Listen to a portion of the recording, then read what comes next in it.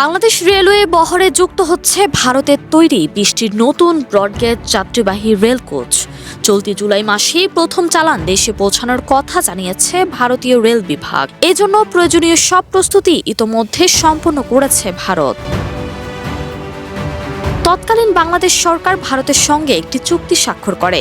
সেই চুক্তির আওতায় বাংলাদেশে মোট ২০০টি রেলযান সরবরাহ করবে ভারত। এর মধ্যে রয়েছে ১২০টি ব্রডগেজ যাত্রীবাহী কোচ, ৩৬টি লোকোমোটিভ এবং ১০টি মিটার গেজ লোকোমোটিভ।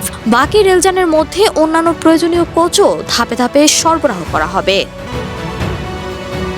চুক্তি অনুযায়ী পুরো প্রকল্পের জন্য বাংলাদেশ ভারতকে পরিশোধ করবে ৯১৫ কোটি ভারতীয় রুপি, যা বাংলাদেশি টাকায় প্রায় ১১০০ কোটি, যার অর্থায়ন করছে বলে জানা যায় ইউরোপিয়ান ইনভেস্টমেন্ট ব্যাংক।